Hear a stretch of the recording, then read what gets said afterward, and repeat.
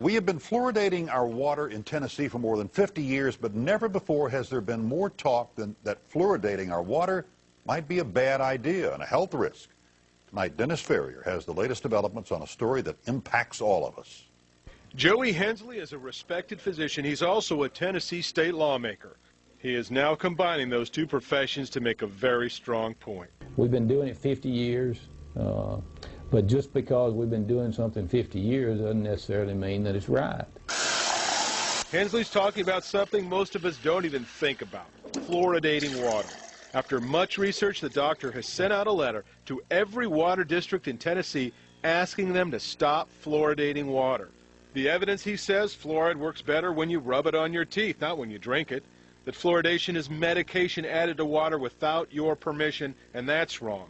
But most of all, because the National Research Council believes young children are getting 3 to 4 times the dose of fluoride as adults. And now the American Dental Association is telling mothers not to make baby formula with fluoridated water because of fear of dental fluorosis. And that's big news, and that really hasn't been publicized very much. Health researcher Dan Stockin believes that this ADA warning about baby formula and fluoride is just the beginning. The ramifications of this are so huge, I'm sure that the state health department hasn't quite figured it out yet. Because see, once the door cracks, and it is now for what it does to teeth, the next group, one of the next groups that's going to start raising their hands and saying, what about us, is people who are on dialysis and people who have borderline kidney damage and impairment. Then there's all the people that have hypothyroidism. Scientists like Nobel Prize winner Arvid Carlson and a large group of EPA scientists have called for the banning of fluoride because we don't know how much we're ingesting, so we don't know if we're being poisoned.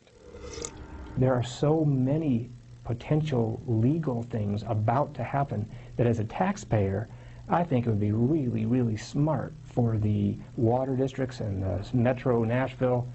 Look, just if people want fluoride, let them use fluoridated toothpaste and spit it out. But don't go poisoning everyone. Don't continue this after everyone knows all this information now, just because it's not convenient.